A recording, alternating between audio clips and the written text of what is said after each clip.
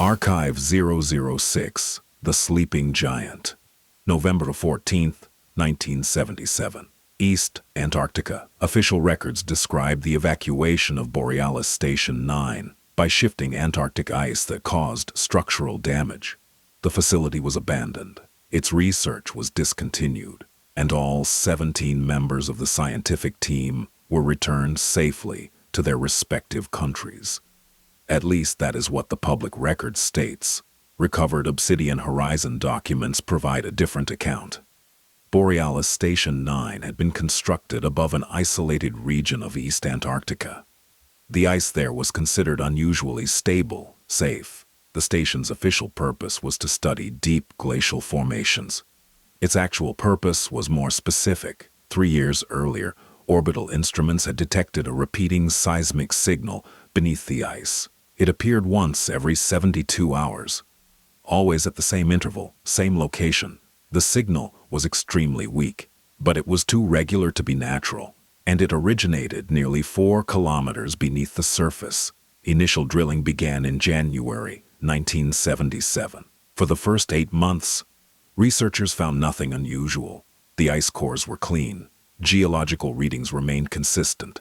No cavities were detected. Then, the drill reached a depth of 3,812 meters and stopped, not because the machinery failed, but because something beneath it moved.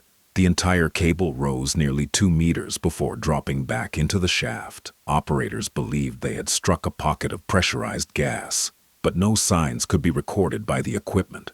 No pressure change was recorded. When the drill head was recovered, it was covered in a thin layer of gray material. At first, the substance resembled mineral dust.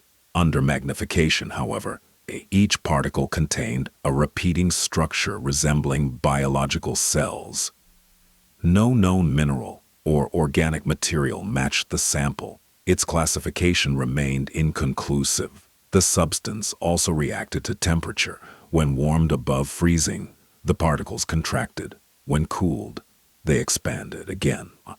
6 days later, Obsidian Horizon personnel arrived at the station. Borealis 9 was placed under communication restriction. All outgoing transmissions were redirected through Directorate channels.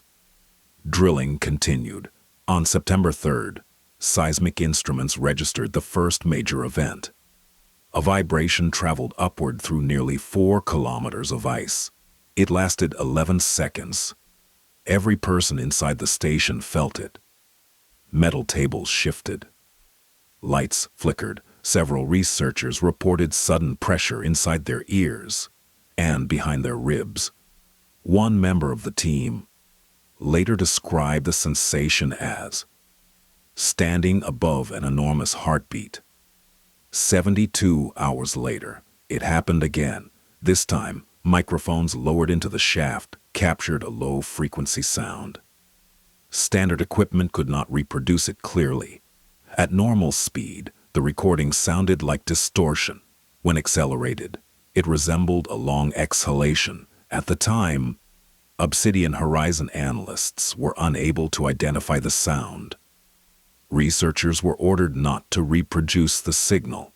One technician ignored that instruction. Dr. Elias Varga believed the sound was a form of seismic communication.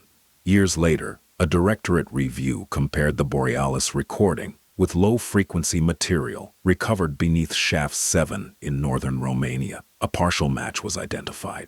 The underlying frequency closely resembled the pulses documented in Archive 002. The hollow vein.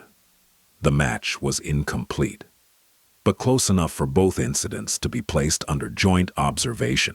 On October 12th, he transmitted a shortened version of the recording back through the drill shaft. The response was immediate. The ice beneath Borealis 9 shifted by 14 centimeters upward. Every instrument inside the station registered the same movement. Then, a second sound rose from beneath the ice, louder than the first, longer, and followed by a new sequence of vibrations. 3 short pulses, 1 long pulse, 3 short pulses. Varga transmitted the sequence a second time before anyone could stop him. The same pattern returned. He later claimed he needed to determine whether the first response had been a coincidence. Station personnel ordered him to shut down the equipment. Instead, Varga locked the transmission controls and sent the sequence again. Once more, something beneath the ice answered. Obsidian Horizon Security cut power to the system less than 4 minutes after the first transmission. During questioning, Varga insisted the responses were not random. He believed something beneath the station was learning how to communicate. That night, 7 members of the research team experienced the same dream. They were standing on a vast, flat expanse of white ice. The surface stretched endlessly in every direction. The sky above them was completely black. Beneath their feet, the floor was transparent. And far below, something enormous was looking upward. None of them could describe its complete shape. They remembered only fragments: a curved surface covered in ridges, a row of dark openings, and something resembling a hand. The following morning, aerial radar was used to map the area surrounding the station. Earlier surveys had shown nothing but solid glacial layers. The new scan revealed something else: a continuous formation beneath Borealis 9, extending more than 37 kilometers. The equipment could not capture its entire outline. Large sections disappeared beyond the range of the survey, but the visible structure appeared symmetrical. 2 long formations extended from a central mass. At one end, there was a smaller, rounded shape. One analyst entered a description into the official record: possible anthropomorphic geometry. The sentence was removed less than an hour later. On November 11th, the 72-hour interval changed. The next vibration arrived after 36 hours, then 18, then 9. Whatever existed beneath the station was no longer returning to silence. Cracks began appearing across the ice several kilometers away and spread toward the facility, like fingers closing around it.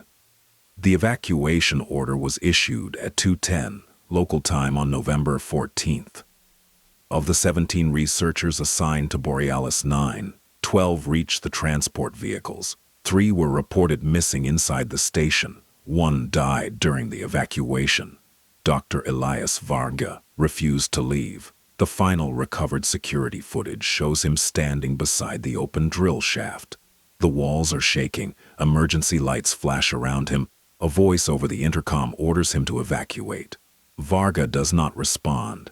He appears to be listening to something inside the shaft. Then he kneels, places one hand against the ice, and leans toward the opening. The security footage contains no intelligible speech. However, a microphone still active inside the drill shaft captured a distorted voice. The signal was heavily modulated by low-frequency interference. After partial restoration, 4 words could be identified. It knows we're above it. The footage distorts. For approximately 4 seconds, a shape becomes visible beneath the floor, not directly beneath Varga. Far deeper, too large to fit within the camera frame. Then, the ice rises. The recording ends. Satellite images captured 6 minutes later show a fracture nearly 40 kilometers long forming beneath Borealis 9. The station disappeared into it. No wreckage was recovered. Public records state that all personnel survived. Obsidian Horizon records list 5 confirmed deaths and 7 individuals whose locations remain unknown. The region was declared permanently restricted. Orbital surveillance continued for another 11 years. No further movement was detected until March 3, 1988, at 4:32 Coordinated Universal Time. Seismic stations across Antarctica registered the same low-frequency vibration. The event lasted 11 seconds. No corresponding earthquake was detected. Satellite photographs taken afterward showed no collapse, no new fractures, no visible changes across the surface. However, a follow-up subglacial radar survey revealed that the formation beneath Borealis 9 no longer aligned with its previous position. Its estimated center Nothing on the surface appeared to have moved. Beneath the ice, the formation had shifted approximately 6 kilometers north. The sleeping giant remains beneath the ice. Its dimensions remain unknown.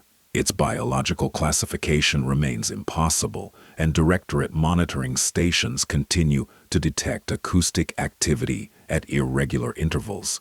The most recently recovered signal contained no pulse sequence, no recognizable seismic pattern, only a sound. When accelerated and isolated, it resembled a single word: above.